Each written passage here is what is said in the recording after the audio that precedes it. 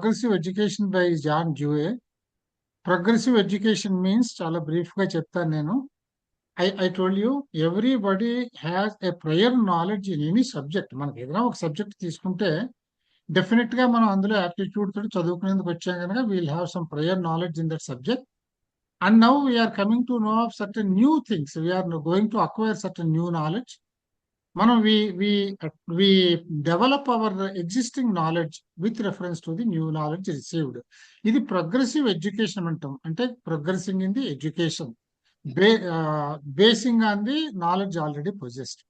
దీన్ని progressive education envisages learning by doing. ఇది కూడా ఏమిటంటే progressive education means rather than hearing and seeing or all those classroom teaching etc. Practically by doing, learning by doing is called progressive education.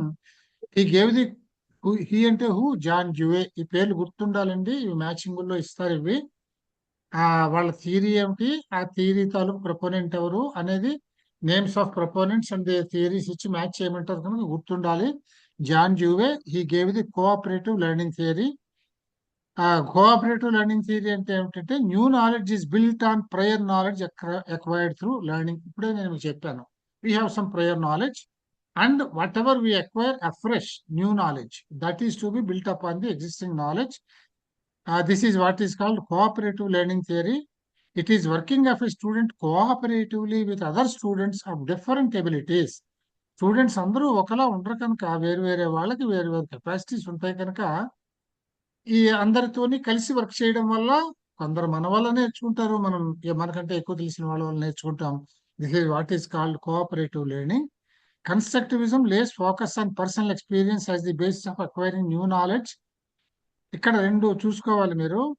Constructivism, constructive learning అనేది ఒకటి ఉంది, cooperative learning అనేది ఒకటి ఉంది. ఈ రెండిట్లోనూ చిన్న తేడా ఏమిటంటే కన్స్ట్రక్టివిజం, కన్స్ట్రక్టివ్ లెర్నింగ్ అంటే ఏమిటంటే ముందు చెప్పుకున్నది మనకి ఆల్రెడీ ఉన్న నాలెడ్జ్ మీద కొత్తగా అక్వైర్ చేసిన నాలెడ్జ్ ని అటాచ్ చేసుకుని developing our cells is called the constructivism or constructive learning. And social learning is developing on what prior knowledge we have with the help of interaction with other members of the society or other students in the classroom. This is what is called cooperative learning. This is the difference between constructive learning and cooperative learning. Human beings can learn through hands-on approach. This places Dewey under the educational philosophy pragmatism. Pragmatism అంటే మనం ఏం చెప్పుకున్నాం, practically which we experience. మనము అనుభవించినది, మనం చేసి చూసినది, మనకు కనిపించినది, దాన్ని మాత్రమే మనం ఫాలో అవుతాం. వేరే అదర్ థియరీస్ కానీ అబ్స్ట్రాక్ట్ థియరీస్ అవి ఫాలో కాము. This is what is called pragmatic philosophy of learning అని చదువుకున్నాం మనం. 3 philosophies. Pragmatic philosophy is that in which we come to know of things by practice, practically by doing by self. ఇదన్నమాట. So ఇది ఇప్పుడు ఈయన చెప్పేది అదే కనుక బెటర్ లెర్నింగ్ బై డూయింగ్ అని చెప్తున్నాడు కనుక దిస్ కమ్స్ అండర్ ప్రాగ్మాటిజం అని చెప్పారు. ఇలాంటివి ఎందుకంటే నేను ఇవి చెప్పినప్పుడు మీరు ఒక్కటే అర్థం చేసుకుంటూ ఉండాలి. ఒక్కొక్కసారి ఒక క్వశ్చన్ వస్తుంది, John Dewey's progressive education comes under the philosophy. 3 ఫిలాసఫీలు ఇచ్చేస్తాడు, రియలిస్టిక్ ఫిలాసఫీ, ఇట్లా ప్రాగ్మాటిక్ ఫిలాసఫీ అన్ని ఇలా ఇచ్చేసినప్పుడు మీరు ప్రాగ్మాటిజం అనేది గుర్తుపెట్టాల్సి వస్తుంది. అందుకని ప్రతి మాట కూడా as always I say every sentence here, every word here makes a question, mind you. అంచేత కొంచెం శ్రద్ధగా చూడండి. తర్వాత డ్యూవే హ్యాస్ గివెన్ 4 ప్రిన్సిపల్స్. 4 ప్రిన్సిపల్స్ ఏం చెప్పారంటే ఈయన చూడండి. ఒకటి, learning by doing, experiential learning. You have to do and learn things. Learning by discussion, this is called cooperative learning, by discussion with the co-fellows or other members of the society. Then interactive, this is also as the above, interactive by interacting with other people. Then interdisciplinary, this is connectivism. Interdisciplinary means మనం కరిక్యులంలో ఒక సబ్జెక్ట్లో తెలిసింది ఇంకొక సబ్జెక్ట్ని acquire చేసినప్పుడు దీనికి apply చేసుకుని మనం డెవలప్ చేసుకోవటము. ఇది this is progressive education by John Dewey అని చెప్పిన అయినటువంటిది. ఇందులో ఉండేటటువంటి మనకు వచ్చేటటువంటి క్యారెక్టరిస్టిక్స్ ఆర్ అడ్వాంటేజెస్ ఏమిటంటే it lays Strong emphasis on critical thinking and problem solving. It advocates group working and development of good social skills. ఎప్పుడైతే మీరు సొసైటీలో వర్క్ చేస్తూ సొసైటీలో అక్వైర్ చేసిన ద్వారా మీరు డెవలప్ అవుతున్నారు అని అంటే how can you acquire any new knowledge from the society when you have the skill of interacting properly with the other members? So ఇది development of good social skills వస్తుంది. Then progressivism in education is to focus on the whole child and not just on content or the teacher. ఇది కూడా మనం చెప్పుకున్నాము. This is preparing a fully mature child, not just to the extent of lessons and our curriculum. It is child-centered. Children should be allowed to explore their environments. పిల్లలు వాళ్ళు ఉన్న environment లో ఉన్నది చూసి నేర్చుకుంటారు కనుక వాళ్ళ ఎన్వైరన్మెంట్ లో ఏం చేసినా వాళ్ళని అలౌ చేయాలి చేయడానికి, ఎక్స్పీరియన్స్ చేయడానికి. It also concern with connecting multiple subjects and students are allowed to pursue their interest and design their own paths for acquiring decide knowledge. ఇందులో దీన్ని మనం యాప్టిట్యూడ్ అంటాము. ఇన్హెరెంట్ యాప్టిట్యూడ్ అనేది ఒకటి ఉంటుంది ప్రతి బాయ్కి, ప్రతి చైల్డ్కి, ప్రతి ఇండివిజువల్కి.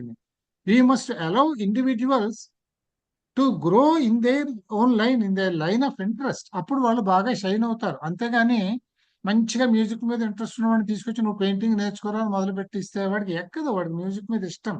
We must allow him to go in to that అని ఇక్కడ చెప్పడం అనమాట. Children are taught how to think rather than depending totally on rote memorisation. అంటే instead of just memorising and coming to learn of things or memorize things, you have to think about what you are memorizing, what does it mean, and all that to analyze that at a later stage. The role of a teacher here is he is more a facilitator or guide who stimulates thinking by promoting classroom interactions. Here the teacher encourages children to discuss among themselves or with the teacher and then develop themselves. So for that he will be facilitating them to go for discussions or group discussions and all those things, instead of just depending on the teacher and awaiting to listen to what teacher says. This is what is said here. And then cooperative learning theory. I said already we have seen constructivistic learning theory, constructivism or cooperative learning theory. So this is cooperative learning theory is a development of constructivism. We have already seen this. Constructivism is to build upon your prior knowledge, adding it to the new knowledge acquired. That is constructivism. Cooperative learning is what you acquire from the society or the social interactions or the interactions with other students, etc., adding it to your core knowledge and developing yourself. This is what is called cooperative learning. It is an offshoot of constructivism where new knowledge is built on the foundation of previous learning. A learner has to work in collaboration with other students of different abilities to accomplish new knowledge and achieve goals. Constructivism focuses on personal experience as the basis of learning new knowledge. Ikkada personal experience, note this, personal experience. And cooperative learning focuses not only on the students' personal experience, but also the experiences of other students. When you interact with other students, you gain their experiential knowledge and you are benefited with that by building your own base knowledge, adding what you have collected from the other members. This is what is called cooperative learning theory. And then Dale's cone of experience. It's a visual model that contains Dale's cone of experience. Means experience ante emti, we have a prior knowledge and we are experiencing certain things and we are developing by adding that acquired knowledge to the existing prior knowledge. ఇది కదా, దీన్ని ఇది ఎలా develop అవుతుంది అనే దానికి ఒక cone shape లో ఈయన చెప్పారు. ఎవరు? డేల్ అని ఆయన చెప్పారు. ఈయన ఇందులో ఒక 11 స్టేజెస్ చెప్పారు. చూడండి, ఆ 11 స్టేజెస్ చూద్దాము. It's a visual model that contains several theories related to instructional design. అంటే this is process of instruction and learning process. అంటే teaching and learning, TL process అంటాం దీన్ని. Teaching and learning or instruction and learning. It is composed of 11 stages starting from concrete experiences at the bottom of the cone and become more and more abstract as it reaches the peak of the cone. Knowledge is retained more by A student who does things rather than just hearing, reading, observing. ఇది గుర్తుపెట్టుకోండి మీరు. ఎప్పుడైనా కానీ చెప్పినది వినడము, తర్వాత చూడటము, లేకపోతే observe చేసి నేర్చుకోవటము, వీటన్నిటికంటే కూడా knowledge is more acquired when we do things. We practically do things and learn the things. Now let us see what is this cone and what are these 11 stages. ఇవి 11 స్టేజెస్. ఇది lowest stage, verbal symbols అంటే reading text మనం చదవడం. ఇది abstract గా ఉంటుంది, మనం నేర్చుకుంటూ ఉంటారు పిల్లలు ఇది. దీని తర్వాత visual symbols, they learn by seeing the pictures. Then recordings, audio, radio and still pictures. Still pictures of course comes under visual symbols. Recordings, audio and radio అంటే రికార్డ్ చేసేటువంటి లెసన్స్ వినడం కానీ, లేదు రేడియో వినటం కానీ, వీటి వల్ల నేర్చుకుంటారు. ఇందులో ఒక్కొక్కటి మీరు గుర్తుపెట్టుకోండి. ఈ పైకి వెళ్లే కొద్దీ మీరు వినడం వల్ల, వెర్బల్ సింబల్స్ అంటే ఒక చదివినందువల్ల కానీ, లిసనింగ్ వల్ల కానీ, మీరు అక్వైర్ చేసే knowledge, what you listen or what you read or ఇటువంటి వాటి వల్ల వచ్చేది 10% ఆఫ్ వాట్ యు డూ. అంతే మీ నాలెడ్జ్ ఇంప్రూవ్ అయ్యేది. అదే మీరు విజువల్ సింబల్స్కి వస్తే ఇట్ విల్ బి 20%. ఎందుకంటే విన్నదానికంటే నేను ఒకటి మీకు ఇప్పుడు చూపిస్తే చెప్తే it allows you to gain more knowledge, more memory. అది తర్వాత రికార్డింగ్స్, అలాగే మోషన్ పిక్చర్స్, తర్వాత ఎడ్యుకేషన్ టెలివిజన్, ఇది పూర్తిగా మనం చూపించడం లెసన్ మొత్తటిని. తర్వాత ఎగ్జిబిట్స్, ప్రాక్టికల్ ఎగ్జిబిట్స్ చూపించడం. తర్వాత స్టడీ, ఫీల్డ్ ట్రిప్స్ అంటే ఇక్కడ ఫీల్డ్కి తీసుకెళ్లి ప్రాక్టికల్ గా మనం చెప్పే లెసన్ యొక్క ఎన్వైరన్మెంట్ కానీ, దాని పద్ధతులు కానీ అన్ని చూపించడము. అలాగే డెమాన్స్ట్రేట్ చేసి చూపించడము. తర్వాత డెమాన్స్ట్రేషన్స్, వర్క్షాప్ అంటే ఏమిటంటే people gather, many people gather at one place and try to solve a problem or try to achieve something, try to understand something by discussions and all those things. And then dramatized experience. Here what we are thinking of teaching, we assign various roles to different students and ask them to enact, so that then they understand the portion, the total structure of that particular portion, and they will be understanding it to a larger extent. This is what is called role play. Then contrived experience, simulation. ఇది కూడా more or less role play లాంటిదే. ఇక్కడ ఏమిటంటే when you enact things practically, you come to understand it in a better detail than you just listen to what others say or see what others are doing. Then the final one is direct purposeful experience. This is low concrete. అంటే direct purposeful experience means learning by doing things. ఇది అన్నింటిలోకి best system where you learn a lot. ఇది Dale's cone of experience అని ఎందుకన్నారంటే ఇది way in which you experience new knowledge goes like this. It will be more and more like this, from hearing at 10% to almost to 90% by direct purposeful experience.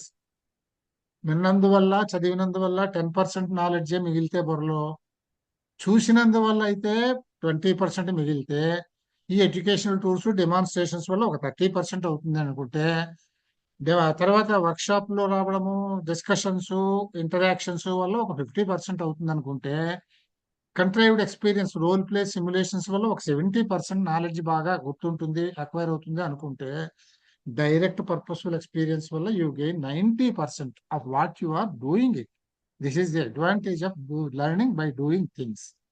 తర్వాత Edward Thorndike's trial and error theory. We have a problem, we want to go for a solution, we want to create a solution. For that you are going on making trial and error. అంటే try చేస్తారు, if it works okay, otherwise okay, do it again, go in another way. ఇంతే ఇది.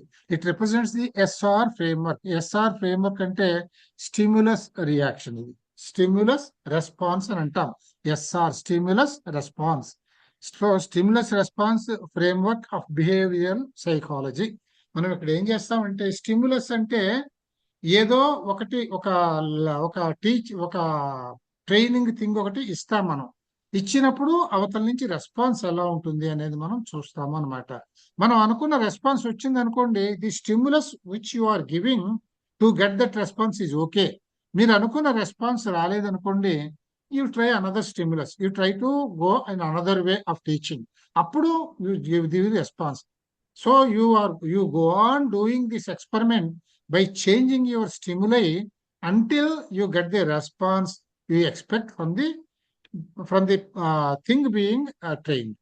So it represents SR framework అంటే stimulus response framework of behavioral psychology. This relates to behavioral aspects. It says learning happens as a result of associations between stimuli and responses. It's a type of learning by trial and error. As I said, you go on changing stimulus until you get your required response. అంటే మీరు అనుకున్న learning జరిగే వరకు మీరు apply చేస్తున్నటువంటి methods మారుస్తూ ఉండాలి. One successively tries various responses in a given situation till the goal is achieved. It is also referred to as law of effect. Law of effect అని కూడా అంటారు దీన్ని. అంటే ఇఫెక్ట్ ఏమిటి, మీరు చెప్పిన దాని వల్ల వచ్చినటువంటి ఇఫెక్ట్ ఏమిటి, that is depending on the effect the response will be, అంతే కదా. దెన్ ఈ ఆమ్స్ట్రాంగ్ అనే ఆయన ది హ్యూరిస్టిక్ స్ట్రాటజీ మెథడ్ అని చెప్పేసి ఈయన ఇదొకటి చెప్పారనమాట. హ్యూరిస్టిక్ స్ట్రాటజీ అని అంటే ఏమిటంటే students to be place in the attitude of a discoverer. అంటే ఇక్కడ మీరు స్టూడెంట్ ఎలా ఉండాలి అని అంటే ఒకటి కనిపెడుతున్నాను, ఒక డిస్కవరీలో ఉన్నాను అన్న మూడ్లోకి వాడిని తీసుకెళ్ళినప్పుడు వాళ్ళు ఏమంటే they are not just passive recipients of knowledge. ఏదో టీచింగ్ విని నేర్చుకునే వాళ్ళు, పక్కలతో మాట్లాడి నేర్చుకునే వాళ్ళు. This is the stage beyond everything. అంటే మీ కోఆపరేటివ్ లెర్నింగ్ కానీ, కన్స్ట్రక్టివిస్టిక్ లెర్నింగ్ కానీ, వీటన్నింటినీ మించినటువంటిది డైరెక్ట్ లెర్నింగ్ కానీ, ఇండైరెక్ట్ లెర్నింగ్ కానీ, వీటన్నింటినీ మించినటువంటిది ఏమిటనంటే they are in the attitude of a discovery. అంటే వాడు ఆలోచించుకుంటూ ఉంటాడు.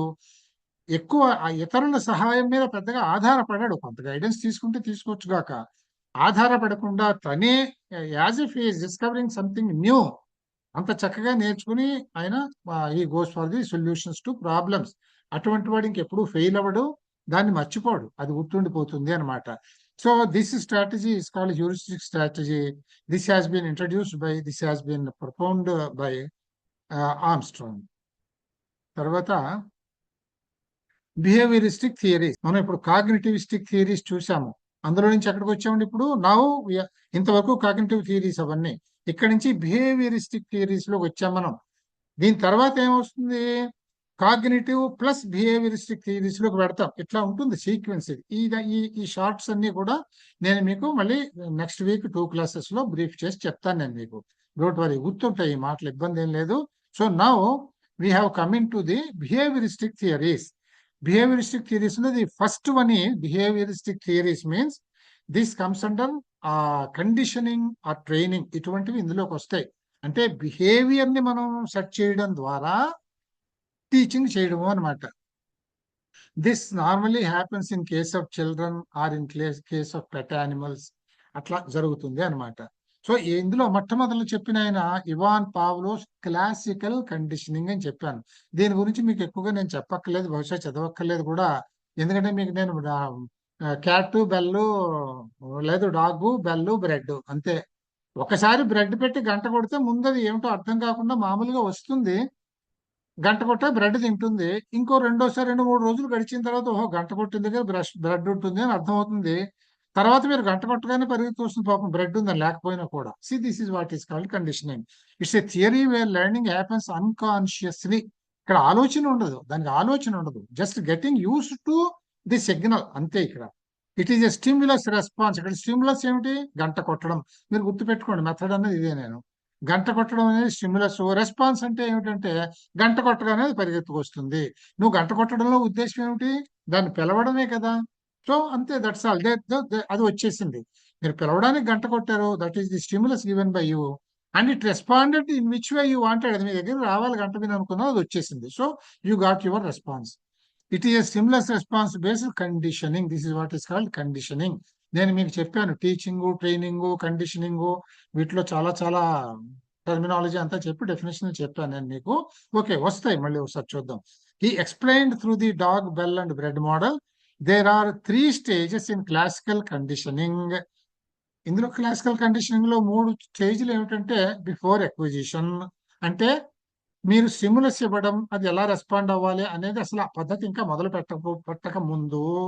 అక్విజిషన్, మీరు మొదలు పెట్టిన తర్వాత మీ స్టిమ్యులస్ని బట్టి అది మెల్లిగా అలవాటు పడటం, నేర్చుకోవడం. అండ్ పోస్ట్ ఎక్విజిషన్, ఇక్కడ పర్ఫెక్షన్. ఇంకా మీరు ఇచ్చిన స్టిమ్యులస్ ఇవ్వగానే దానికి మీకు కావాల్సిన రెస్పాన్స్ వచ్చేస్తుంది. This is classical conditioning theory of Ivan Pavlov. తర్వాత stimulus response theory of Watson. ఇది కూడా మోరల్లెస్ సేమ్ థింగే. అయితే ఈయన ఒక స్పెసిఫిక్ గా ఏం చెప్పాడు అని అంటే, ఇది ఒక చాలా మంచి అబ్జర్వేషన్ అండి, మీరు గమనించండి.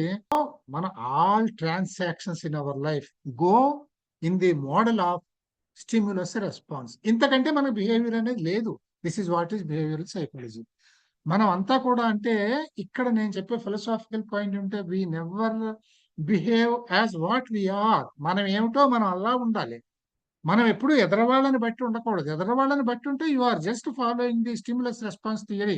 Then you have no individuality, you have no back bone. మీరు అలా ఉండకూడదు అన్నమాట. This is what we must understand. అందుకని ఈయన ఈ థియరీ చెప్పాడు అనమాట. ఈయన ఏమంటాడంటే, according to John Watson, the process of classical conditioning proposed by Ivan Pavlov is able to explain all aspects of human psychology. బాగుంది. He said human behavior is the result of conditioned responses. Human behaviour ని ఎలా define చేశాడంటే, it's a conditioned responses. అంటే ఎదరవాడు ఎలా behave చేశాడో దాన్ని బట్టి మీరు బిహేవ్ చేస్తున్నారు. అంటే వాడి స్టిమ్యులస్ గా తీసుకుని మీరు రెస్పాండ్ అవుతున్నారు తప్ప, you are not behaving in as what you are in fact. అది మనం అలవాటు చేసుకుంటే, అది అలవాటు చేసుకోవడం అని అంటే మన మనస్సును మనం కంట్రోల్లో పెట్టుకున్నట్లు అని అర్థం అనమాట. అని చెప్పి everything from speech to emotional responses were simply patterns of stimulus and response. Watson denies the existence of the mind or consciousness. నీకు బుర్ర లేదు, నీకు ఆలోచన లేదు, ఒక ఇండివిజువాలిటీ లేదు. Your life just goes like stimulus response system అని ఈయన ఒక థియరీ చెప్పాడు. దీన్ని stimulus response theory of Watson, John Watson అని అంటాము అనమాట. తర్వాత బిఎఫ్ స్కిన్నర్ ఈయన ఏం చెప్పారంటే, ఆపరెంట్ కండిషనింగ్ థియరీ. అంటే ఇక్కడ కండిషనింగ్ అంటే స్టిమ్యులస్ రెస్పాన్స్ మోడలే. ఇవన్నీ స్టిమ్యులస్ రెస్పాన్స్ మోడల్ మీద బేస్ అయినవే. బిహేవియరిస్టిక్ టీచింగ్ అంటే, బిహేవియరిస్టిక్ సైకాలజీ అంటే everything depends on everything goes according to the stimulus response model, SR model. So ఇందులో ఈయన ఏం చెప్తాడంటే, కండిషనింగ్ కమ్స్ అండర్ దట్. కనుక ఆపరెంట్ కండిషనింగ్ అంటే ఏమిటి? మనం ఇక్కడ స్టిమ్యులస్ ఇచ్చి రెస్పాన్స్ ఎక్స్పెక్ట్ చేసినప్పుడు, for a quick learning and for a quick result to get the response you intend by the stimulus you are giving, వానికి కొన్ని రివార్డ్స్ ఇస్తారు, లేకపోతే పనిష్మెంట్ ఇస్తారు. రెండో ఒకటి. ఒకసారి మనం ఒక పెట్ యానిమల్ ని, ఒక డాగ్ ని ట్రైన్ చేస్తూ ఉన్నాము, అది అంతగా వినకపోతే ఏం చేస్తాం? ఇలా బెదిరిస్తాం. పాప కొట్టేమనుకోండి, బెదిరిస్తే దానికి అర్థమైపోతుంది, దానికి ఓహో ఇదేదో తప్పు చేస్తున్నాము అని. So this is what is punishment. అట్లా కాదు, మీరు చెప్పింది చటుక్కుని గ్రాస్ప్ చేసింది అనుకోండి, దానికి ఏం చేస్తారు? మీరు ఒక చిన్న బిస్కెట్ ముక్క పెడతారు దానికి, అది ఒక ట్రీట్ ఇస్తారు దానికి. ఇట్ అండర్స్టాండ్స్, దానికి అర్థమైపోతుంది. దిస్ ఈజ్ సైకలాజికల్, అంతే. This is what we call behavioural aspect. ఇది అర్థమయ్యి కాదు, అక్కడ అర్థమయ్యేందుకు ఏమీ లేదు. ఇలా చేస్తే వీడు పెట్టాడు అంచేత ఎప్పుడైనా కానీ ఆ పని చెప్పినప్పుడు అలా చేస్తే వాడు పెడతాడు అని ఆశిస్తుంది. So it gets train like that. దీన్ని ఏమన్నాడంటే ఈయన ఆపరెంట్ కండిషనింగ్ థియరీ. అంటే you are operating by reward and punishment to get the response you wanted here. The American psychologist, a Harvard professor, proposed that learning is a process of conditioning in the environment of stimulus, reward and punishment. ఇక్కడ stimulus ఒక్కటే కాదు, stimulus ఇచ్చి Thorndike లాగా trial and error లో stimulus మార్చుకుంటూ కూర్చోవడం కాదు. అదే స్టిమ్యులస్ లో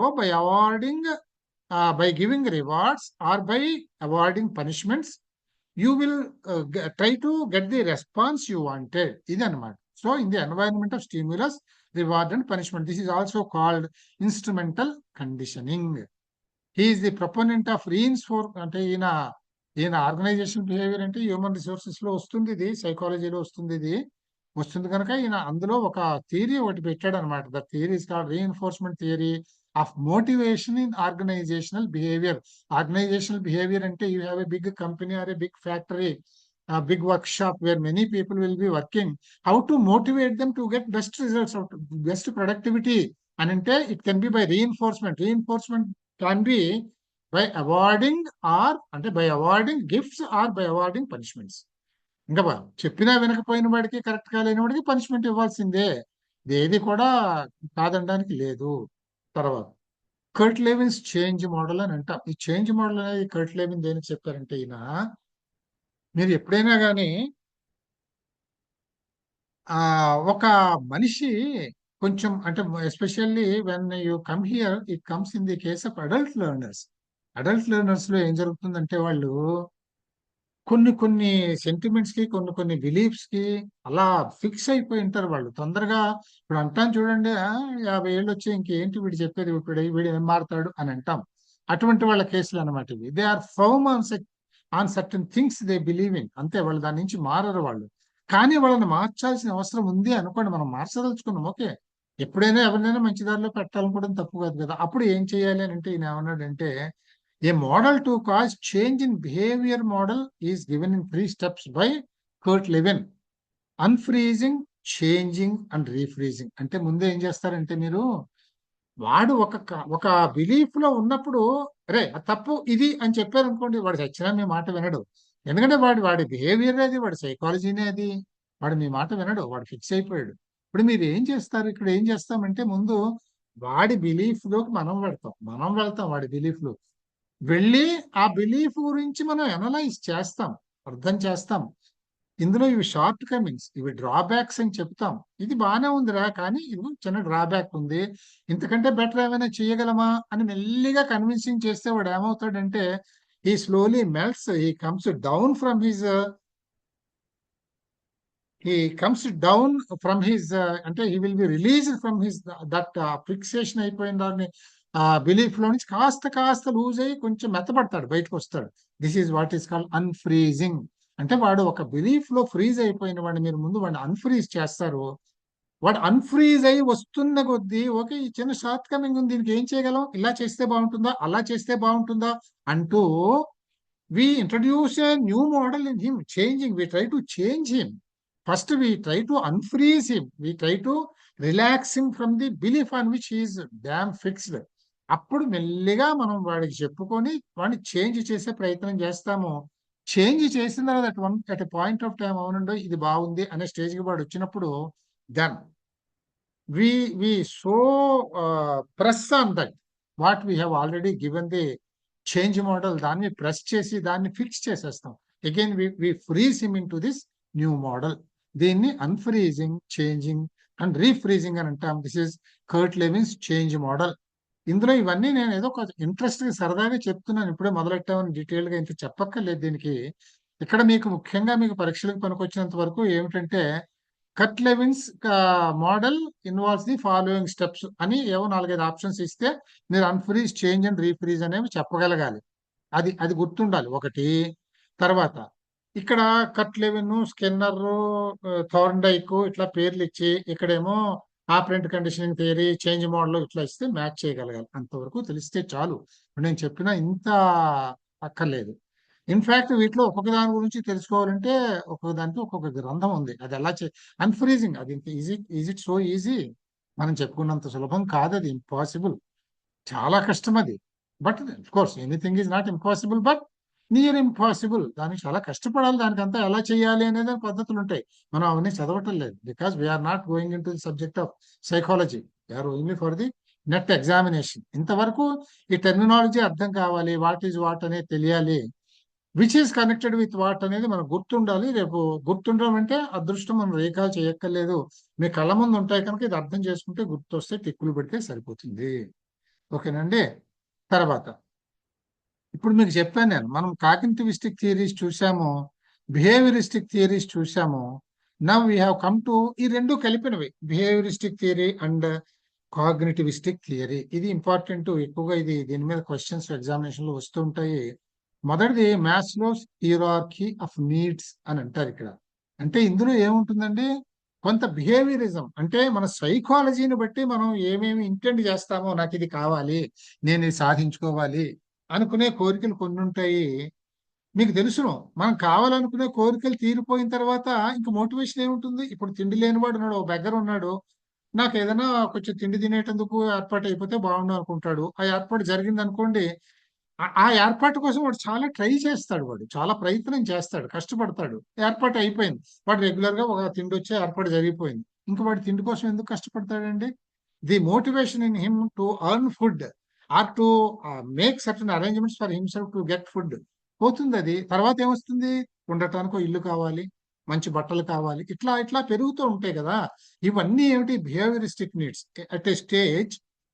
మీకు అంటే ఇవన్నీ కూడా నీడ్ బేస్డ్ అంటాం. ఇవన్నీ లేనివి కోరుకోవడం, లేనివి కోరుకున్నవన్నీ ఒక్కొక్కటి వస్తూ ఉంటే అందులో మోటివేషన్ చచ్చిపోతూ ఉంటుంది. ఇంకా అది ఇంకా వచ్చేసాక దాని కోరికే ఉంటుంది మనకి, అంతే. అలా ఇవన్నీ అయిపోయిన తర్వాత ఇంకా మీకు అట్లా బేసిక్ గా హాయిగా బతకడానికి కావాల్సినవి ఏమీ లేనప్పుడు ఏం జరుగుతుంది? మీకు ఇంకా మనకి ఒక అయిపోయింది, అన్నీ ఉన్నాయి, ఇప్పుడు ఏం కావాలి? చక్కగా పెళ్లి చేసుకోవాలి, మంచి మొగుడో పిల్లమో కావాలి, అది నెక్స్ట్ కోరిక. ఇవి ఏమిటంటే నీడ్స్ కాదు ఇవి, సెల్ఫ్ ఎస్టీమ్. నాకంటూ ఒకటి ఉండాలి, నాకు ఒక యూనిట్ ఉండాలి, నాకు ఒక సపోర్ట్ ఉండాలి, నేను సంతోషంగా ఉండాలి, నేను సుఖాలు అనుభవించాలి. కష్టాల నుంచి బయటకు వచ్చాం, ఇంకా సుఖాలు కావాలి. ఈ సుఖాలు ఓకే, అవి చూసాం, మంచి ఉద్యోగం కావాలి, మంచి ఫ్యామిలీ కావాలి, మంచి పిల్లలు కావాలి, వాళ్ళు బాగా ఇవన్నీ జరిగాయి. ఇవన్నీ వచ్చేసాయి, మీరు చాలా డబ్బు సంపాదించేసుకున్నారు, టాప్ లెవెల్కి వెళ్ళిపోయారు, ఇంకేం అక్కర్లేదు మీకు. అప్పుడేమొస్తుందండి? ఇక్కడ క్వశ్చన్ కమ్స్ సెల్ఫ్ ఎస్టీమ్. నాకు సమాజంలో ఒక స్థాయి కావాలి, ఒక స్థానం కావాలి. దాని తర్వాత ఏమొస్తుంది? ఈ సమాజంలో ఎవడూ చేయలేనిది నేను చెయ్యాలి, ఆ పేరు తెచ్చుకోవాలి. ఈ స్టేజ్ లో మళ్ళీ మోటివేషన్ పెరుగుతుందండి. ఇక్కడ మోటివేషన్ నీడ్ బేస్డ్ కాదు, ఇక్కడ ఇది ఎస్టీమ్ బేస్డ్. మనం గుర్తింపు తెచ్చుకోవాలి, మనం అందరిలోకి అవుట్ స్టాండింగ్ గా నిలబడాలి, సపరేట్ గా నిలబడాలి అనేటటువంటి. So this is the theory. ఇందులో మొట్టమొదటివన్నీ బిహేవియరిస్టిక్, నీడ్ బేస్డ్ అన్ని బిహేవియరిస్టిక్ అవుతాయి. ఈ పైన పెరగాలి అని అనుకున్నప్పుడు, ఈ సెల్ఫ్ ఎస్టీమ్ లో అవి ఇచ్చినప్పుడు అవి కాగ్నిటివిస్టిక్ అవుతాయి అనమాట. సో దీన్ని ఈ మాస్లోస్ హీరార్కీ ఆఫ్ నీడ్స్ అని, హైరార్కీ అంటే it's a ladder of needs, ఎక్కడి నుంచి ఎట్లా పెడతాము అనేటటువంటిది ఇక్కడ ఈయన చెప్పారు అనమాట. చూడండి, American Abraham Maslow 1943 proposed theory of human motivation. Here this is the keyword, motivation is the keyword. ఎప్పుడు కూడా హియరార్కీ ఆఫ్ నీడ్స్ అన్నాడంటే, నీడ్ ఉన్నప్పుడు మీకు మోటివేషన్ ఉంటుంది. నీడ్ అంటే నాకు తిండి లేదు, తిండి దొరకాలి అంటే నేను హౌ టు అర్న్ ఫుడ్ అనే మోటివేషన్ ఉంటుంది. ఇది కీవర్డ్ ఇక్కడ. Need, motivation keywords. It states that our actions are motivated by our psychological needs. It is expressed as a pyramid of needs with basic needs at the bottom and complex needs at the top. Basic needs అంటే minimum కావాల్సినవి, కపడా రోటీ, కపడా మకాన్, ఇవి కింద ఉంటాయి. Self esteem కావాలి, నేను ప్రపంచంలోనే అగ్రగామిగా ఉండాలి అనేవి టాప్ లో ఉంటాయి. అక్కడ అది చాలా నారో డౌన్ అయిపోతాయి స్కోప్స్, అక్కడ అందరూ కాలేరు అవి. It is expressed as a pyramid of needs with basic needs at the bottom and complex needs at the top. Basic needs at the bottom అంటే మీకు ఎప్పుడు కూడా పిరమిడ్ కి బాటం పెద్దగా పెద్దగా ఉంటుంది, పైకి వెళ్ళే కొద్దీ నారో డౌన్ అయిపోతుంది. అంటే ఏమిటి? బేసిక్ నీడ్స్ ఈజీగా తీరతాయి, మీకు మోటివేషన్ చాలా ఎక్కువ ఉంటుంది, ఈజీగా తీరతాయి. పైకి వెళ్ళే కొద్దీ మీకు మోటివేషన్ అనేది చాలా చాలా చాలా కన్స్ట్రక్టివిస్టిక్ గా ఉండాలి, చాలా కష్టం అవుతుంది, అచీవ్మెంట్ అనేది కష్టం అవుతుంది, అందుకని పైకి వెళ్ళేప్పుడు నేరో అవుతుంది. అందుకని ఈ మోడల్స్ అన్ని కూడా మీకు కోన్ షేప్ లోనే, అంటే పిరమిడ్ షేప్ లోనే చూపిస్తారు అన్నమాట. ఇందులో బేసిక్ నీడ్స్ ఇక్కడ చూడండి. బేసిక్ నీడ్స్ అంటే ఏమిటంటే ఫిజియోలాజికల్ నీడ్స్. ఫిజియోలాజికల్ నీడ్స్ అంటే మనకు కావాల్సినవి తిండి, గుడ్డ, కూడు, ఇట్లాంటి చిన్న చిన్న అవసరాలు అనమాట. మొట్టమొదటి ఇవి వస్తాయి మనకి. ఇక్కడ చూడండి, ఫిజియోలాజికల్ నీడ్స్ అంటే basic needs or deficiency needs or behavioural needs అని అంటాం. ఈ మాటలన్నీ కూడా మీకు కీవర్డ్స్ లోకి వస్తాయి, గుర్తుండాలి ఇవి. ఏ మాటని ఏమని అడుగుతాడో మనకు తెలియదు పరీక్షల్లో. ఇక్కడ చూడండి, బిహేవియరల్ నీడ్స్ అంటే ఒక పర్టికులర్ పర్సన్ బిహేవియర్ ని బట్టి వాడు ఏమేం కావాలనుకుంటాడో అవన్నీ ఒకటి నీడ్స్, అవసరాలు, లేనివి కోరుకోవడం. అలాగే డెఫిషియన్సీ నీడ్స్ అంటే లేనివి కోరుకోవటం. అలాగే బేసిక్ నీడ్స్ తిండి అనేది అన్నిటికంటే ముఖ్యం కదండి వాడు బతకడానికి. అంటే బేసిక్ నీడ్స్ ఇటువంటివన్నీ కోరుకోవడాన్ని ఫిజియోలాజికల్ నీడ్స్ అంటాము. నేను మీకు ఇక్కడ ఈ నోట్స్ ఇచ్చాను కానీ ఇక్కడ ఒక స్టార్ పెట్టాను చూడండి, ఇది ఒక స్టార్ స్టేజ్ లోకి వస్తుంది. ఈ ఒక స్టార్ స్టేజ్ లోకి వచ్చినవన్నీ కూడా బేసిక్ నీడ్స్ అనమాట. ఇవన్నీ ఈ పేర్లన్నీ దీనికే ఉంటాయి, 3 పేర్లును. ఇది ఇక్కడ వస్తుంది, ఇది కోన్ యొక్క బేస్ లో ఉంటుంది. రెండో స్టేజ్ సేఫ్టీ నీడ్స్. ఎప్పుడైతే మీరు ఈ చిన్న కోరికలు తీరాయో మీరు ఏం కోరుకుంటారండి? ఏ సెక్యూర్డ్ లైఫ్, నాకు సేఫ్టీ కావాలి, సొసైటీలో నేను దెబ్బతినకూడదు, ఎవడో నన్ను మోసం చేయకూడదు, ఎవడు నన్ను రౌడీజం చేసిన వాళ్ళని తనకూడదు, నా మీద ఏమీ అట్రాసిటీస్ చేయకూడదు, ఏ విధంగానూ కూడా. సో ఇవన్నీ సేఫ్టీ నీడ్స్ లో. ఇవి రెండు కూడా ఏమిటంటే these are at the basic needs. మనకు కావాల్సిన చిన్న చిన్న బతకడానికి కావాల్సిన పరిస్థితి ఉండాలి, దానికి కావాల్సినటువంటి safety and security in the society ఉండాలి. ఈ రెండు కూడా వీటిని ఏమంటాం అంటే వీటిని physiological needs, these are the base. ఇవి ముందొచ్చేవి. ఇవి వచ్చిన తర్వాత ఏం జరుగుతుంది ఇక్కడ చూడండి. దీని తర్వాత నేను చెప్పానుగా లవ్ అండ్ బిలాంగింగ్. ఈ తర్వాత మనకు సొంత కోరికలు, కొన్ని ఆనందాలు, ఇవి కోరికలు ఎక్స్ట్రాలు. అంటే బతకడానికి ఇవి అవసరం లేదు, కానీ ఒక మంచి జీవితం కోసం అవసరం అవుతాయి. ఏమి లవ్ అండ్ బిలాంగింగ్. నా అనేవాళ్ళు కావాలి, నాకు ఒక మంచి భార్య కావాలి, మంచి పిల్లలు కావాలి, నాకు ఒక మంచి హస్బెండ్ కావాలి, మంచి పిల్లలు కావాలి. ఇట్లాంటి కోరికలు అన్నీ ఉంటాయి కదా, లవ్ అండ్ బిలాంగింగ్. నాకంటూ ఒక అరీనా ఉండాలి, నాకు ఒక సర్కిల్ ఉండాలి, నా వెల్ విషర్స్ ఉండాలి, నాకు హెల్ప్ చేసేవాళ్ళు ఉండాలి, అన్నీ ఉండాలి కదా. సో ఇవన్నీ కూడా ఈ స్టేజ్ లోకి వస్తాయి. ఏంటి? Love and belonging.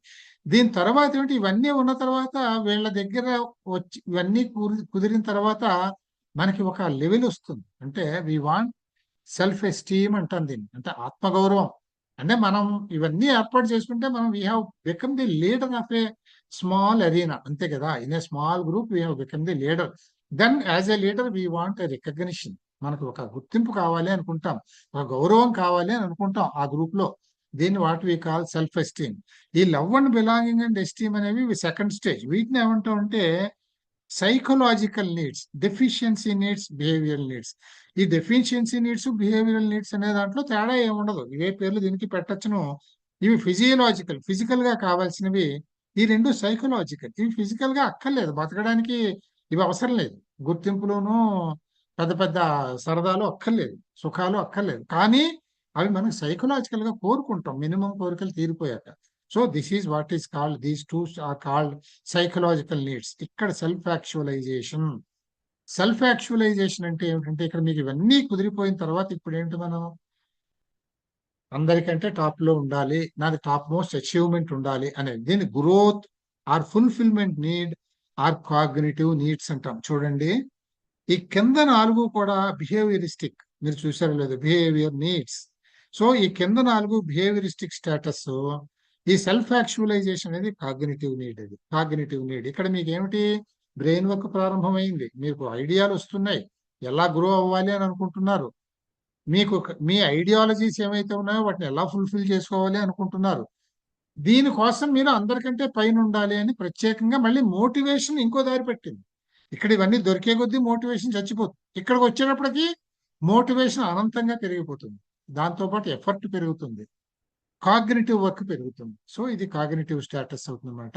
ఈ విధంగా this model, Maslow's model gives you a development combining both behavioristic and cognitivistic theories. ఇదన్నమాట. So this is what is called Maslow's hierarchy of needs. The first 4 stages are deficiency needs. Naturally, as needs are fulfilled, motivation decreases. ఎవడైనా అందుకనే మనకి అంటాం కదండి, అన్ని ఈ free బీస్ ఇచ్చుకుంటూ కూర్చుంటే నీకు ఫ్రీగా అన్నం పెడతాము, ఫ్రీగా రేషన్ ఇస్తాము, ఫ్రీగా మందు ఇస్తాము అంటే ఎవడన్నా ఎందుకు పని చేస్తాడండి? ఫ్రీగా చదువు చెప్తాము, ఫ్రీగా మందులు ఇస్తాము, ఫ్రీగా వైద్యం ఇస్తాము, వాడికి మోటివేషన్ ఏముంటుంది ఇంకా అన్ని జరిగిపోతుంటే? అందుకని అది ఉండకూడదు. That makes the society lazy. So the fifth one is a growth need. ఇక్కడ నుంచి గ్రోత్ ప్రారంభం అవుతుంది. At the stage motivation increases as need gets fulfilled. మీరు అనుకున్న స్టేజ్ వచ్చే కొద్దీ పై స్టేజ్కి వెళ్ళాలి అనే మోటివేషన్ ఇక్కడ వచ్చేస్తుంది. They can be exhibited as follows. ఇవి నేను చెప్పాను, ఇది ఒక ఫోన్ కింద వేసుకుంటే బేస్ లో ఫిజియోలాజికల్ నీడ్స్, సేఫ్టీ నీడ్స్, ఇట్లా చిన్న పైకి వచ్చేప్పుడు సెల్ఫ్ యాక్చువలైజేషన్ చిన్న చొక్క అయిపోతుంది. తర్వాత గాగ్నేస్ హియరార్కీ ఆఫ్ లెర్నింగ్. ఇక్కడ ఏమిటంటే హియరార్కీ అంటే లాడర్ అనమాట. ఈ ఈ గాగ్నే అనే ఆయన ఒక లెర్నింగ్ థియరీ ఒకటి చెప్పాడు. ఈయన ఇందులోనేమో 8 స్టేజ్ థియరీ ఒకటి చెప్పాడు అనమాట. ఇది లెర్నింగ్ ఎలా జరుగుతుంది, ఏ స్టేజెస్ లో లెర్నింగ్ జరుగుతుంది అనేటటువంటిది చెప్పాడు. ఇది కూడా ఒక కోన్ లాగే వస్తుంది. బేసిక్ లెర్నింగ్ అనేటటువంటిది బేస్ లో ఉంటుంది. అంటే the scope is more, the acquisition is more, easy is more to acquire knowledge. ఇవన్నీ కింద ఎక్కువగా ఉంటాయి కానీ కింద బేసు పైకి వెళ్లే కొద్దీ, కోన్ టాప్ లో, పిరమిడ్ టాప్ లోకి వెళ్లే కొద్దీ నేరో డౌన్ అయిపోతుంది, కాంప్లెక్సిటీస్ పెరుగుతాయి, టఫ్నెస్ పెరుగుతుంది. ఎఫర్ట్ చాలా కావాల్సి వస్తుంది ఇది. సో ఇవి ఈయన చెప్పినటువంటివి ఏమి స్టేజెస్ ఏం చెప్పాడంటే, ఇది చెప్పిన ఆయన రాబర్ట్ ఎం గాగ్నే అని ఆయన చెప్పాడు. ఈయన లెర్నింగ్ అనేది ఎలా జరుగుతుంది అని అంటే, చూడండి స్టేజెస్ 8 స్టేజెస్ చెప్పాడు. It is represented as a cone with signal learning at the base. Signal learning అంటే చూపించడం, అంటే సంజ్ఞలతో చెప్పడం. ఇది మినిమం. అన్ని సంజ్ఞలతో చెప్తే బాగానే ఉంటుంది కదా. ఇది కన్ను అని చెప్పాను అనుకోండి, సిగ్నల్ లెర్నింగ్ అంతే. వాడికి పిల్లాడికి అర్థమైపోతుంది ఇది కన్ను అనమాట, ఇది ముక్కు. చిన్నప్పుడు చెప్తాం కదా, చూపించి ఇలా కన్ను ముక్కు అని పిల్లలకు చెప్పి this is what is called signal learning. ఇక్కడ నుంచి పైకి వెళ్ళిపోతాం, మీకు అర్థమైపోతాయి. స్టిమ్యులస్ రెస్పాన్స్ లెర్నింగ్, వాడిని మెల్లిగా కండిషన్ చేయడం కోసం అని చెప్పేసి ఒక స్టిమ్యులస్ చూపిస్తూ ఉంటాము, రెస్పాన్స్. సరే, స్టిమ్యులస్ రెస్పాన్స్ లో మీకు కావాల్సిన రెస్పాన్స్ అంటే కండిషనింగ్ పూర్తి చేయటం ఎట్లాగో అని అంటే, దానికి మనం థోర్న్డైక్స్, ట్రైలండర్ ఇవన్నీ థియరీస్, ఆ థియరీని అప్లై చేసి stimulus response learning. Next easy step ఇది. దీని తర్వాత చైన్ లెర్నింగ్. చైన్ లెర్నింగ్ అంటే ఏమిటంటే, మనం స్టిమ్యులస్ రెస్పాన్స్ ఇన్స్టెన్స్ లో ఒకటి చెప్పిన తర్వాత ఇంకొక స్టిమ్యులస్ రెస్పాన్స్ మెథడ్కి వెళ్ళినప్పుడు వాడికి అర్థమవుతుంది, ఓహో వీడేదో పద్ధతి పెట్టాడు అంటే ఈ పద్ధతి ఫాలో అయితే ఇక్కడ మంచి జరుగుతుంది కనుక వీడు ఇంకేదో కొత్తది చెప్తున్నాడు అన్నా కూడా వాడికి అర్థమైపోతుంది. ఓకే, దీనికి కూడా మనం ఇలా రెస్పాండ్ అయిపోతే ఇలా చేస్తే వస్తుంది అని వాడు దీని నుంచి దాన్ని కనెక్ట్ చేసుకుంటాడు. This is what we call chain learning. అంటే how he learn responding with reference to the stimulus in a particular case, he understands the same strategy in any other case. Therefore ఇది chain learning అని అంటాము. తర్వాత ఏమో verbal association, పాఠాలు చెప్పడం ద్వారా, మనం చెప్పడం ద్వారా నేర్పించటము. తర్వాత మల్టిపుల్ డిస్క్రిమినేషన్ అని అంటాము. మల్టిపుల్ డిస్క్రిమినేషన్ అని అంటే ఏమిటంటే, ఇప్పుడు మనం చెప్పడం ద్వారా అనే స్టేజ్ తర్వాత, ఇక్కడ మీరు ఇంకొక విషయం మీకు చెప్పాలి నేను, ఇవి చాలా ఇంపార్టెంట్. ఇది ఒక మెయిన్ క్వశ్చన్ వస్తుంది ఇందులో. వాడు ఏం చెప్తాడంటే, arrange the following steps in proper order in Gagne's hierarchy of learning అని ఇస్తాడు వాడు. ఇచ్చి మీకు ఈ చివరి 4 లేకపోతే 1వ, 3వ, 6వ, 8వ ఒక 4 ఇస్తాడు, 4 ఇస్తాడు. ఏబిసిడి అని పేరు పెడతాడు. అవి ర్యాండమ్ గా ఇస్తాడు. మీరు ఇవి ఏ ఆర్డర్ లో ఉన్నాయి అనేటటువంటిది మీరు గుర్తు పెట్టుకుని, అది ఏబిసిడియా, ఏసీబిడియా, బీడీసీఏనా, ఈ ఆప్షన్ కి టిక్కు పెట్టాలి. అటువంటి వాటికి ఇది చాలా ఇంపార్టెంట్, ఎక్కువ సార్లు వచ్చే క్వశ్చన్ కనుక ఈ స్టేజెస్ గుర్తు పెట్టుకోవాలి. మీకు ఎక్కడికప్పుడు అక్కడ ఈ టిప్స్ ఎందుకు సజెస్ట్ చేస్తున్నానంటే, ఇది ఉత్తినే వినడం కాదు. నేను చెప్పినప్పుడు ఇది ఏ స్టేజ్ తర్వాత ఏ స్టేజ్ అనేది మీరు ఆలోచన నడుస్తూ ఉండాలి నేను చెప్పినప్పుడు. అప్పుడు మీకు బాగా అర్థమవుతుంది, గుర్తుంటుంది, గుర్తు పెట్టగలగాలి దేని తర్వాత ఇది అని. ఇప్పుడు చూడండి, సిగ్నల్ లెర్నింగ్, తర్వాత ఎస్ఆర్ లెర్నింగ్, తర్వాత చైన్ లెర్నింగ్ అంటే from one SR to progressing to another SR, then verbal association by use of language, then multiple discrimination. Use of language తర్వాత మనం చెప్పిందల్లా నేర్చేసుకోవడం కాదుగా, వాడి దగ్గర ఒక డెవలప్మెంట్ వస్తుంది. ఏంటి? Multiple discrimination. వీడేదో చెప్తున్నాడు, వీడు చెప్పిన దాంట్లో ఏది ఎంత మనకు ప్రయారిటీ, మనకు అవసరం ఏది, మనకి ఇందులో విలువైంది ఏమిటి, లేకపోతే ఎదరవాడు సోది చెప్తూ ఉంటాడు అనుకోండి, ఎందుకు వినడం, అందులో నేర్చుకునేందుకు ఏమి ఉండదు. ఇటువంటివి అనమాట. ఇవన్నీ కూడా వాడు డిస్క్రిమినేట్ చేసుకోగలుగుతాడు. నాకు పనికి వచ్చేది ఏంటి, ఇందులో నేను నేర్చుకునేది ఏమిటి, నాకు ఉపయోగించేది ఏమిటి. ఇది ఈ stage. This is what is called multiple discrimination. దాని తర్వాత కాన్సెప్ట్ లెర్నింగ్. మనం ఎప్పుడు కూడా సబ్జెక్ట్ చెప్పినప్పుడు కాన్సెప్ట్స్ చెప్తాం కదా. కాన్సెప్ట్ అంటే always understand, a concept is an abstract thing. Concept అనగానే it's an abstract thing. Abstract means which can be understood only by your personal effort of thinking. అది ఎదరవాడు నీకు మొత్తం అర్థం చేసేయాలి, నీకు తెలుసుకోవాలంటే తెలీదు. ఎదరవాడు చెప్పిన దాన్ని బట్టి నువ్వు ఆలోచించి అర్థం చేసుకుంటేనే అర్థం అవుతుంది. That is what we call abstract things or concepts. ఈ మల్టిపుల్ డిస్క్రిమినేషన్ వచ్చిన తర్వాత వాడికి కాన్సెప్ట్స్ ని అండర్స్టాండ్ చేసుకునే కెపాసిటీ. దాని తర్వాత రూల్ లెర్నింగ్. రూల్స్ ఏముంటాయంటే దీనికి సంబంధించినటువంటి నియమాలు అవనివ్వండి, పద్ధతులు కానివ్వండి, ప్రొసీజర్స్ కానివ్వండి, ఇవన్నీ కూడా వాడికి ఏది ఎలా ఉండాలి అని ఇక్కడ అర్థమవుతుంది. ఇవన్నీ అర్థమైన తర్వాత ఈ కాన్సెప్ట్స్, ఈ రూల్స్ అప్లై చేస్తే వాడికి ప్రాబ్లమ్ సాల్వింగ్ అర్థమవుతుంది. అంటే when he faces, when he encounters a problem in his routine, how to get out of that problem, how to solve that problem అనేది ఇవన్నీ వాడు చూసుకుంటే, ఇవన్నీ స్టేజ్లన్నీ ఫాలో అయితేనే వాడికి ప్రాబ్లమ్ సాల్వింగ్ లోకి వస్తాడు. This is at the top of the pyramid. చిన్న పాయింట్, ఇక్కడ చాలా కష్టం ప్రాబ్లమ్ సాల్వింగ్ అంటే. దానికి ఎన్నో కావాలి, ఈ స్టేజ్ లో అన్నీ కావాలి, పద్ధతులు తెలియాలి, నియమాలు తెలియాలి, సాధించుకోవడం తెలియాలి, పట్టుదల ఉండాలి, అర్థం చేసుకోవడం తెలియాలి, డిస్క్రిమినేట్ చేసుకోగలగాలి, దీనికి ఎలా పెడితే బాగుంటుంది, ఎట్లా పోతే బాగుండదు అనేది, ఇవన్నీ అయిన తర్వాత చాలా కష్టపడి పనిచేయాలి. క్రియేటివిటీ కావాలి ఆఖరి. This is important thing. So this is represented as a cone with signal learning at the learning basis. Now we have come to behavioristic plus cognitivistic కదా. ఇది ఏ స్టేజ్ దేనికి పనికి వస్తాయంటే, Gagne gave an 8-stage theory in the hierarchy of learning, combining behavioral aspects in the first 4 stages and cognitive aspects in the next 4 stages. గుర్తుపెట్టుకోండి, ఇక్కడ 8 స్టేజ్లో 4 విడదీయండి. ఈ verbal association వరకు బిహేవియరిస్టిక్ మీకు అర్థమైపోతుంది. సిగ్నల్ లెర్నింగ్ చెప్పాను కదా, చిన్నపిల్లలకి సంజ్ఞలు చేసి చెప్పేది. ఇది తర్వాత స్టిమ్యులస్ రెస్పాన్స్, ఇవన్నీ బిహేవియరిస్టిక్ లోకి కదా వస్తాయి. మనం అక్కడ చదువుకున్నాము. వెర్బల్ అసోసియేషన్ మనం చెప్పింది విని నేర్చుకోవడం, ఇవన్నీ బిహేవియరిస్టిక్, మనం చెప్పిన దాన్ని బట్టి ఫాలో అయ్యేది. ఇక్కడ నుంచి చూడండి, multiple discrimination means thought process started in him. He has started to identify which are our priorities, which are useful to us. And ఇవన్నీ మనకి అర్థం అవడం అంటే ఇక్కడ థాట్ ప్రాసెస్ స్టార్ట్ అయింది. సో ఫిఫ్త్ స్టెప్ నుంచి మనకి కాగ్నిటివిస్టిక్ స్టెప్స్ తయారయ్యాయి. కనుక multiple discrimination, concept learning, rule learning, problem solving, ఈ 4 కూడా కాగ్నిటివిస్టిక్ స్టేజెస్ లోకి వస్తాయి. So totally Gagne's theory of learning comes under behavioural కాగ్నిటివిస్టిక్ theory of learning అని అర్థం చేసుకోవాలి. మీరు ఇది గుర్తుపెట్టుకోండి, చాలా సార్లు పరీక్షల్లో వస్తుంది. Signal, stimulus, chain. మీకు ఒక్కసారి నేను మళ్ళీ చదువుతున్నాను. Signal, stimulus, chain, verbal association, behavioristic. Then multiple discrimination, concepts learning, rule learning and problem solving. ఇది తప్పకుండా ఈ సీక్వెన్స్ సరిగా పెట్టండి అనే క్వశ్చన్ వచ్చే అవకాశం it's very much there. Next, ఇందులో ఇప్పుడు ఇక్కడ చూడండి, Gagne's hierarchy of learning. Learning లో స్టేజెస్ 8 స్టేజ్లు చెప్పాడు ఈయన ఇంకోటి కూడా చెప్పాడు. గాగ్నేస్ 9 ఈవెంట్స్ ఆఫ్ ఇన్స్ట్రక్షన్, అంటే టీచింగ్, ఇది ఇన్స్ట్రక్షన్ లో ఇలాగే 9 పాయింట్స్ ఈయన చెప్పాడు అనమాట, 9 క్యారెక్టరిస్టిక్స్. ఈ 9 ఈవెంట్స్ ఏమిటనంటే, ఇంతకు ముందు చెప్పింది లెర్నింగ్ కి సంబంధించింది, ఇది టీచింగ్ ఇన్స్ట్రక్షన్ కి సంబంధించినటువంటిది.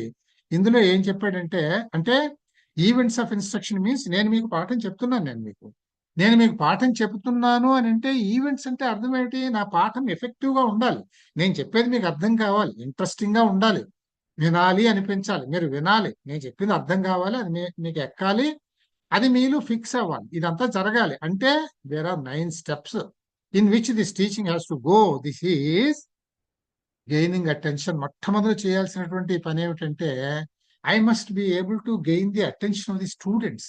ఇవి ఎన్ని రకాలుగా ఉంటాయండి? కొంచెం కాస్త నీట్ గా ఉండాలి, అంటే బాడీ లాంగ్వేజ్ కాస్త నీట్ గా ఉండాలి, నవ్వుముఖంతో మాట్లాడాలి, కొంచెం జెస్చర్స్ ఉండాలి. Similarly voice modulations. ఏదైనా ఒక్కొక్క డ్రామా చెప్తున్నాం అనుకోండి, ఆ డ్రామాలో వచ్చిన రసాన్ని బట్టి ఆ డైలాగ్ ని మనం చెప్పేటప్పుడు చక్కగా దాన్ని మాడ్యులేట్ చేసి చెప్పగలగాలి. అక్కడ ఏ రసం వచ్చిందో ఆ రసానికి సంబంధించి, అది రొమాన్స్ వస్తే ఒకలా చెప్పాలి, ఏదైనా సారో వస్తే ఒకలా చెప్పాలి, ఆ మాడ్యులేషన్స్ కూడా ఉండాలి. ఇవన్నీ ఉన్నప్పుడే పట్టుకుంటాయి స్టూడెంట్ అటెన్షన్ ని గ్యాదర్ చేస్తాయి. That is gaining attention of the student by gestures, by voice modulations, novelty, something new, a new method of teaching. అందరూ మోసలో పోసినట్టు ఒకలా చెప్తే కాదుగా.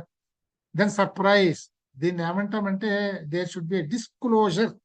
ఏదైనా ఒక విషయం చెప్పి లాస్ట్ లో ఒక్కసారిగా డిస్క్లోజ్ అవ్వాలి. మీరు చూడండి, ఎక్కువగా మనం కథలు చదివేటప్పుడు అదే దీన్నే సస్పెన్స్ అంటాం కదా, సస్పెన్స్ లాస్ట్ లో ఒక్కసారిగా బ్రేక్ అవుతుంది. That's what is surprise. అది ఊరిస్తూ ఉండాలి, ఏమవుతుందని.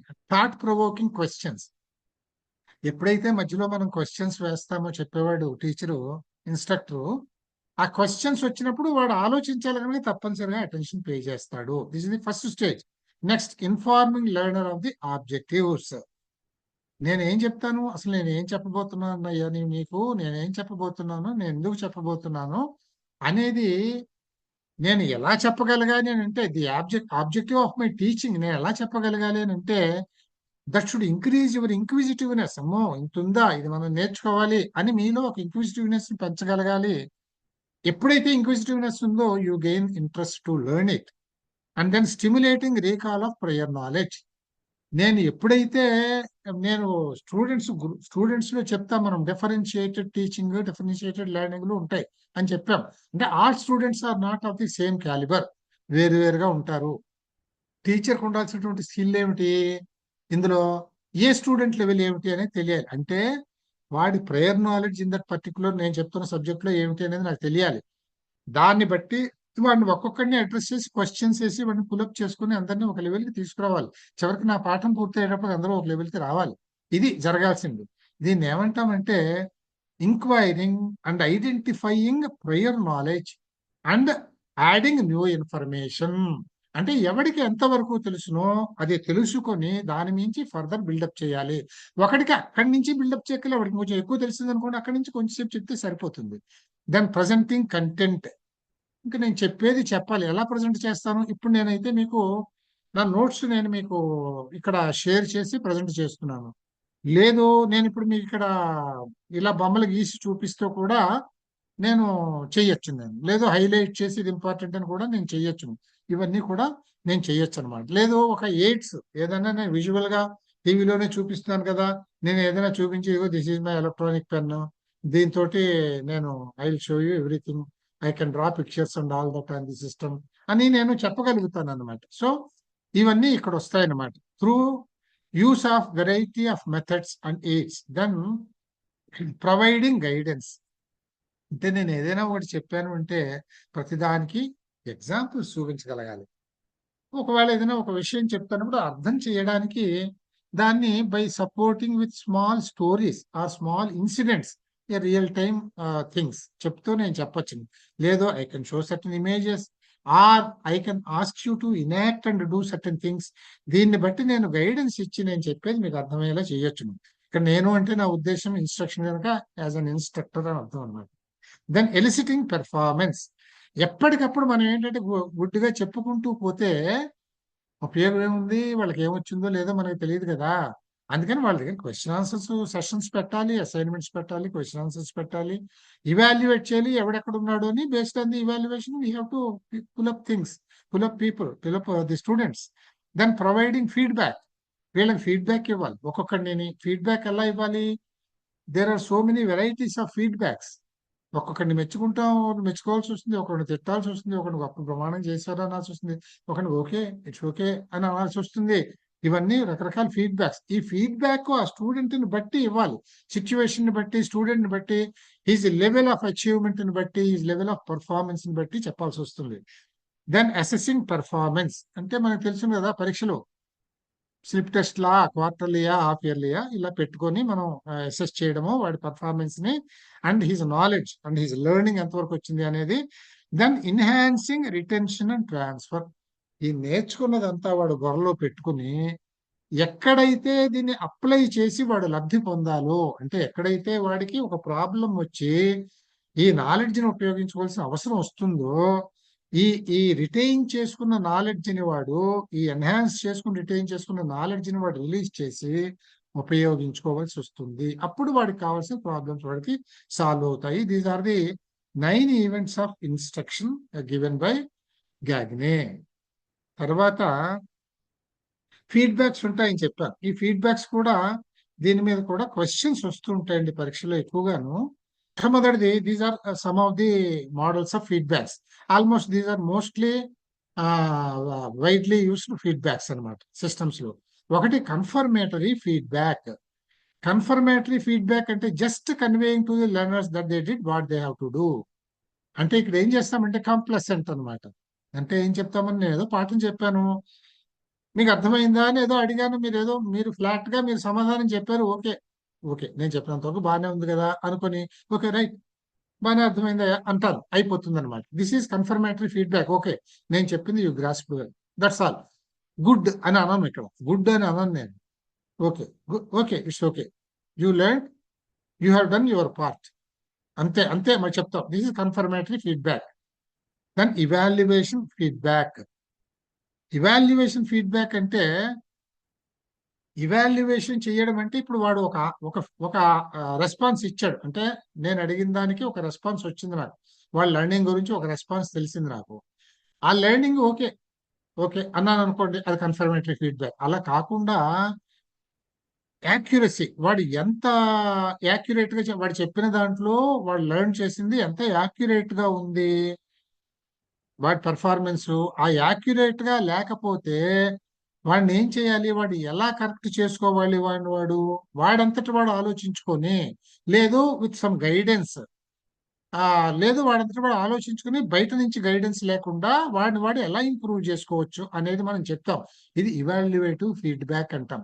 అంటే వాడి లెవెల్ ని బట్టి నువ్వు యాక్యురసీకి ఏదో కాస్త కిందకున్నవారు అబ్బాయి అని చెప్తాం, జాగ్రత్తగా ఆలోచించుకుని పులప్ కా అని. ఇది ఇవాల్యుయేటివ్ ఫీడ్బ్యాక్ అంటాం.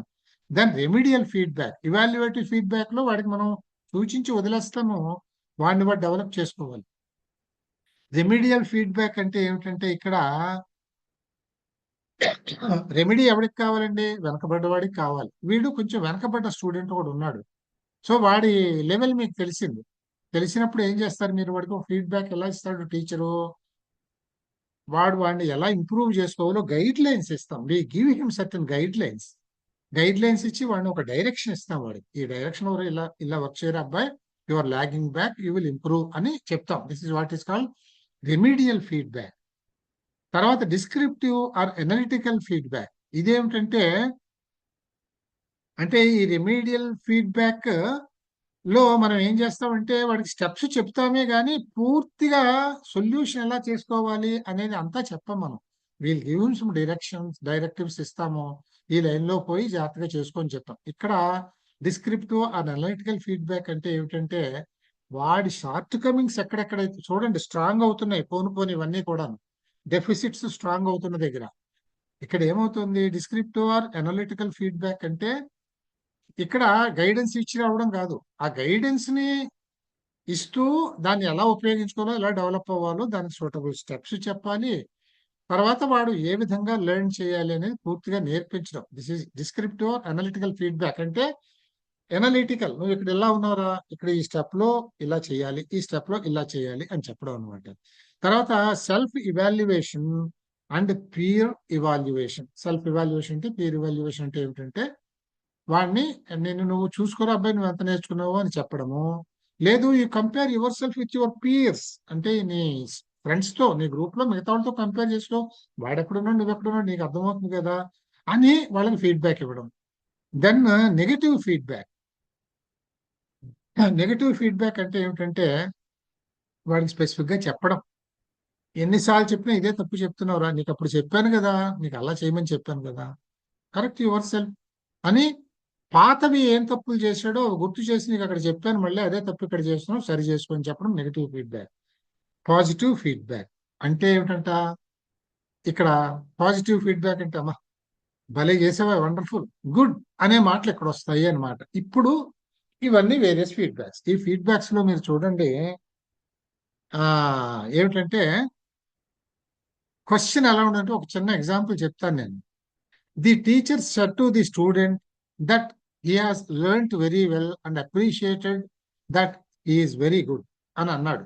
Under what type of feedback this comes అని ఇచ్చి evaluative feedback, remedial feedback, negative feedback, positive feedback అంటారు. You have to write positive feedback. ఈ క్వశ్చన్ కూడా ఎక్కువగా వస్తూ ఉంటుంది.